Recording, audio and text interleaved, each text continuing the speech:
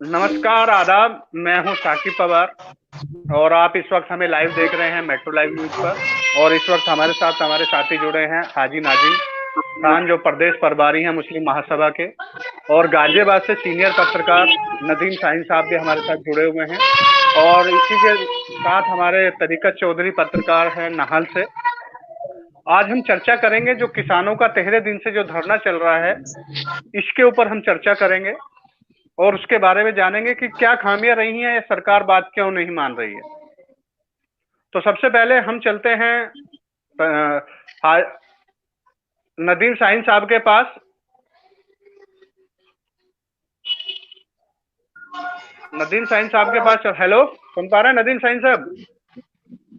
किसानों का जो यूपी गेट पर जो धरना चल रहा है पिछले 13 दिन से, वहां के अभी हालात क्या हैं? देखिए, हालात बरकरार हैं जो कि पहले से जैसे हालात थे 12 दिन पहले, 13 दिन पहले। भारतीय किसान यूनियन के अध्यक्ष राकेश टिकैत यूपी गेट पहुंचे थे लगातार अपने किसानों का काफिला लेकर, और वहीं पर तब से डटे हुए हैं। हालांकि वो फ्लाईओवर के नीचे हैं, जो कि वहां पर गाजीपुर में फ्लाईओवर बना हुआ है, उसके नीचे वो बैठे हुए हैं और वहां पर अपनी मांगों को लेकर पूरी तरीके से धरना प्रदर्शन वहां पर चल रहा है, जिसमें पुलिस भी उनका कहीं ना कहीं सहयोग कर रही है, क्योंकि जितने भी किसान वहां पर जुड़ते हैं वो लगातार वहां पर जुड़ते जा रहे हैं। किसी को रोक टोक या किसी को वहां पे आने जाने से कोई मना नहीं है। हालांकि जब अब से 3 दिन पहले जब ये आह्वान किया गया था कि 8 तारीख को भारत बंद रहेगा, तो उसका मिला जुला असर कल गाजियाबाद में देखने को मिला। और आपको बता दें, इस वक्त भी हालात जो है वो धरने प्रदर्शन के बने हुए हैं। कुछ लोग जो कि जो दिल्ली से जो गाजियाबाद से दिल्ली जाने वाली रोड है उस पर बैठे हुए हैं, वो लोग उत्तराखंड के सरदार किसान हैं जो कि वहां पर डटे हुए हैं, और लगातार वो भी वहां लगभग जो कह सकते हैं कि 1 हफ्ते से वो वहां पर बने हुए हैं, जिन्होंने गाजियाबाद से दिल्ली जाने वाली जो रोड है उसको पूरी तरीके से ब्लॉक किया हुआ है। हालांकि वहां पर कुछ रास्ता छोड़ा हुआ है, क्योंकि एम्बुलेंस या इमरजेंसी सेवाओं में जो गाड़ियां जाती हैं वो जा सके, उनके लिए पूरी तरीके से वहां एक रास्ता जो छोटा हुआ अपनी जिम्मेदारी से वहां पर खोला हुआ है। और कल की बात की जाए तो कल जैसे भारत बंद का आह्वान किया गया था, उसी के मद्देनजर जो दूसरी रोड है जो दिल्ली से गाजियाबाद आती है, उस रोड को भी पूरी तरीके से ब्लॉक कर दिया गया था। ये जो भारत बंद का आह्वान किया गया था 11 बजे से 3 बजे तक किया गया था जी। तो अभी तक जैसा कि सुनने में आ रहा है कि कुछ लोग वहां पे दहाड़ी 100 रुपए या कुछ इतना पैसे देके वहां भेजा जा रहा है, तो वो बात कितनी सच है? देखिए, किसान किसान होता है, और किसान जो है लगातार जो इन मांगों को लेकर बना हुआ है। हाजी नाजिम जी कुछ कहना चाह रहे हैं, जरा उनसे सुना जाए पहले जी। जी हाजी नाजिम साहब, आप कुछ कहना चाह रहे हैं? जी आएंगे, बताएं। देखिए, सबसे पहले तो मैं आपके चैनल का शुक्रिया अदा करना चाहता हूं, जिसके माध्यम से मैं किसान भाइयों के हित में बात रख सकता हूं। देखिए, हमेशा इस तानाशाही सरकार ने हमेशा आवाम को परेशान करने के लिए ऐसे ऐसे कानून लागू कर दिए हैं, जिससे कि भारत की आवाम पूरी तरीके से परेशान है।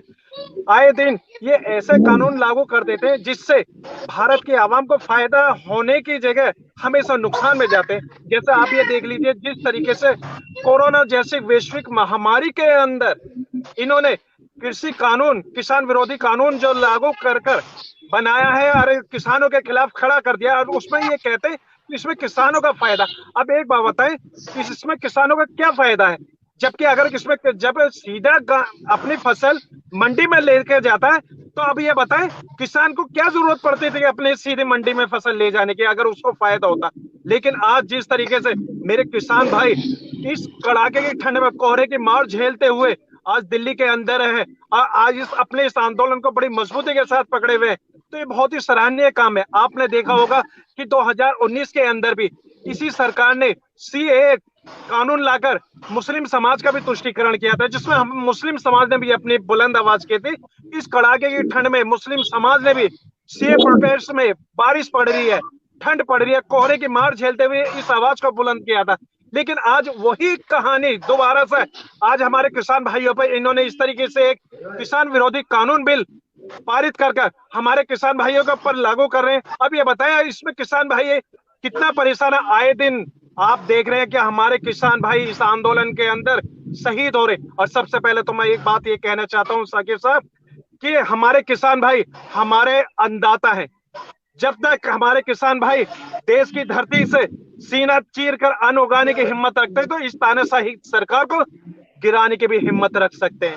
आपने देखा होगा जब दिल्ली के अंदर मेरे किसान भाई एंट्री कर रहे थे, लेकिन जब भी वहां इस कड़ाके की ठंड में वाटर कैनन जैसे पानी की बौछार से उनके ऊपर पानी की बौछार करी जा रही थी, वाटर कैनन, और रास्ते ब्लॉक कर दिए जा रहे थे। मैं ये पूछना चाहता हूँ कि क्या मेरे किसान भाई भारतवासी नहीं है?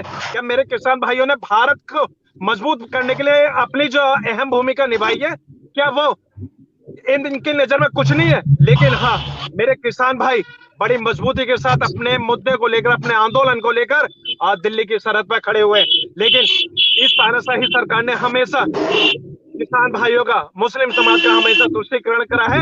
हमेशा आए दिन कहीं ना कहीं कोई ना कोई ऐसा कानून लागू कर हमेशा आवाम के खिलाफ इन्होंने इस तरीके का एक कानून पेश कर दिया, जिसमें आज मेरे किसान भाई अपने मुस्तकबिल के लिए सड़कों पर आंदोलन पे है। आज आपने देखा होगा 8 दिसंबर 2020 को बहुत ही शांतिपूर्वक तरीके से हर जगह इस भारत बंद आंदोलन को एक रूपरेखा दी गई थी। और मेरे किसान भाई को मैं दिल से सलाम करता हूँ, सभी साथियों को, सभी जिन जिन संगठनों ने इसमें हिस्सा लिया किसान भाइयों का मनोबल बढ़ाने के लिए, ये बहुत ही अहम है। उनका मैं सबका शुक्रिया अदा करता हूँ, क्योंकि आज किसान भाइयों को सख्त जरूरत है कि भारत की आवाम उनके साथ बड़ी मजबूती। नाजिम भाई आपसे ये जानना चाहेंगे, जो लगातार जो समर्थन हो रहे हैं किसानों को पार्टियों के, उसमें कितना सहयोगी आप मानते हैं, या वो गलत है या सही है? वो किस तरीके से समर्थन उनका कर रहे हैं? क्या वो गलत है उनकी दिशा, क्या वो सही है? किसानों का समर्थन करना चाहिए या नहीं करना चाहिए? देखिए, किसानों का बिल्कुल समर्थन करना चाहिए, क्योंकि आज किसान जो है अन्नदाता है, देश का भाग्य विधाता है। अगर किसान ना होता तो ये जो पूंजीवादी, जो आज पूंजीवादी बने हुए, ये ना होते। क्योंकि आज अगर किसान परेशान है तो जाहिर सी बात है कोई गंभीर मुद्दा है, वरना मेरे किसान भाई कभी सड़क पर ना आते। आपने देखा होगा कि किसान भाई पूरी तरीके से सड़क पर है इस आंदोलन में, क्योंकि वो देश के मुस्तकबिल को जानते हैं। वो जानते हैं कि आने वाला वक्त भारत की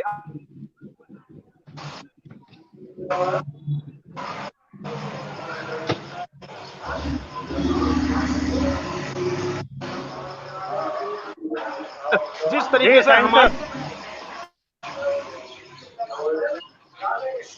तरीके से हमारे किसान भाइयों के साथ इस तरीके का एक कानून पारित कर आज सड़कों पर मजबूर कर दिया है इस सरकार ने, यही मेरे किसान भाई आने वाले वक्त में इस तानाशाही सरकार को दिखा देंगे ये गलत है। किसान भाई हक पे थे। और जहां जहां मेरे अपने, जो आपने अभी सवाल करा कि समर्थन किया, आज सबको आना चाहिए। पार्टी होने के नाते नहीं, सबको ये होना चाहिए कि वो एक भारतीय नागरिक है, किसानों के साथ खड़े हुए, किसानों के मनोबल को बढ़ाने वाले, किसानों के हक को मजबूत करने वाले, किसानों के संघर्ष को बड़ी मजबूती के साथ भारत के आवाम के सामने पेश करने वाले। क्योंकि जब तक भारत की आवाम के साथ किसान भाई संगठन सारे एकजुट होकर इस तानाशाही सरकार का मुकाबला नहीं करेंगे, तब तक ये तानाशाही सरकार हमेशा आए दिन कोई ना कोई ऐसा कानून आपके सामने पेश कर देगी, जिससे कि भारत के आवाम को हमेशा आने वाले वक्त में हमेशा परेशानी का सामना करना पड़ेगा। अच्छा नाजिम भाई, एक सवाल और आपसे है कि लगातार आप देख रहे हैं जो किसानों के प्रदर्शन है, सिंधु बॉर्डर है या टिकरी बॉर्डर है, दिल्ली बॉर्डर है, उन पर महिलाओं का भी आह्वान हुआ है। जो महिला किसान है वो भी वहां पहुंची है, महिला नेत्री है वो वहां पहुंची है, तो उनके बारे में आप क्या कहना चाहेंगे? किस तरीके से आरोप लगते हैं कि लगातार वो लोग 500 रुपए लेके वहां आ रहे हैं या इस तरीके से वहां पर पहुंच रहे हैं, तो वो किसान नहीं है? उनके भेदभाव पर भी कहीं ना कहीं जो नजर जो है वो गलत जा रही है कि वो किसान नहीं है, वो लोग ऐसे ही आके बैठे हुए हैं। क्या कहेंगे उस पर?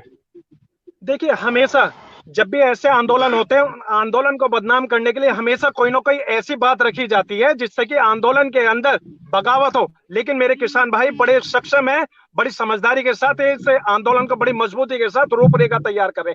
और जो हमारी अपनी माँ बहन महिलाएं जो सिंधु बॉर्डर, हर बॉर्डर पर आ रही है किसान भाइयों का समर्थन करने के लिए, मैं उनको हाथ जोड़ के उनसे शुक्रिया अदा करता हूँ कि आपने हमेशा देश को बचाने के लिए सबसे आगे रही है, चाहे उसमें रानी लक्ष्मीबाई के रूप में हो, चाहे हमारे देश की आवाम जो आज जो है भारत की आवाम महिलाएं जो हमेशा जगत जननी कही जाती है, हमेशा हमारी अपनी माँ बहन है। अच्छा, हमेशा एक मिनट अभी हम आपको रोकना चाहेंगे। साकिब जी, आप बताइए, आप जैसा से ताल्लुक रखते हैं मेरठ से, तो आपके यहाँ की जो किसानों की जनसंख्या है वो कितनी वहां पर पहुंच रही है? कितने लोग वहां पर पहुंच रहे हैं? सपोर्ट दैट वहां पर किसानों का अच्छा खासा मामला है, वहां पर कितने लोग वहां पर पहुंच रहे हैं?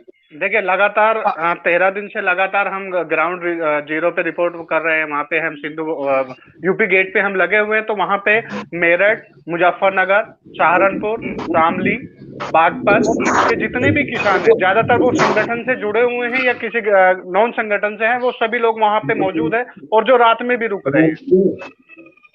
और तो क्या इसके कहेंगे आसपास के जो आसपास के एनसीआर के आसपास के जो जिले हैं, वहां के भी किसान वहां पे मौजूद, और वो रात में वहीं पे रह रहे हैं, वहीं पे खाना पीना जो भी है वो सभी के साथ वहीं पे रोड पे सो रहे हैं। तरीका जी, जी हाजी राजन जी, जी नदीम सईद साहब, आपका जो सवाल था पहला वाला वो अधूरा रह गया था। आपने कहा था कि किसान महिलाओं पर ये इल्जाम लगाया जा रहा है कि वो 500 रुपए में आ रही हैं। आपने देखा होगा जब सीए प्रोटेस्ट शाहीन बाग के अंदर हुआ था, कुछ बंदों ने हमेशा इस ऐसे प्रोटेस्ट को बदनाम करने की कोशिश करी है जहां हक व इंसाफ की आवाज को बुलंद किया जाता है। शाहीन बाग के अंदर भी ये कहा गया था कि 500 रुपए ले लेकर महिलाएं शाहीन बाग के अंदर बैठिए।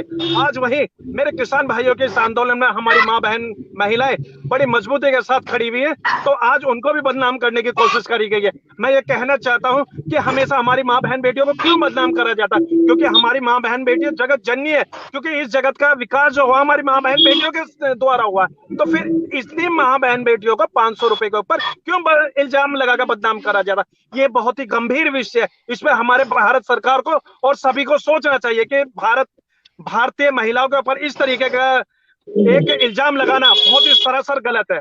और रही उसके प्रोटेस्ट की, आज जो प्रोटेस्ट चल रहा है किसान भाइयों का, ये किसान भाइयों का तो प्रोटेस्ट है, ये भारत के हर नागरिक का प्रोटेस्ट है, क्योंकि इसमें देश का मुस्तकबिल है, क्योंकि हमारे देश की अर्थव्यवस्था को मजबूत करने के लिए हमारे किसान भाइयों का चौधरी और हमारे साथ लाइव जुड़े हुए है। हैं। तरीकत जी से भी बातचीत करेंगे। तरीकत जी, आप बताइए, आपके यहाँ से कितने लोग समर्थन में किसानों के यहाँ जा रहे हैं, कितने लोगों को आप देख रहे हैं? जमीनी हकीकत में भी आप देखते होंगे गाजियाबाद के जो कल जो बंद रहा है, तो किसका असर कैसा रहा?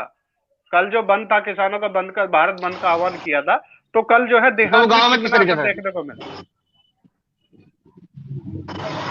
गाँव का जो हमारा रुझान था, हमने जो देखा है, तो हमारे गांव के किसान है बाहर नहीं निकले हैं, गांव के अंदर रहे, कोई मार्केट बंद नहीं रही है। और जैसे कि बताया जा रहा है कि भारत बंद था 8 तारीख में, तो भारत बंद का कोई ऐसा कोई वो नहीं था गांव के अंदर। तो मतलब पूरी मार्केट खुली हुई थी और किसान अपने घरों में अपने खेतों में काम कर रहे थे। कंटिन्यू अपनी बात रखे रहिए।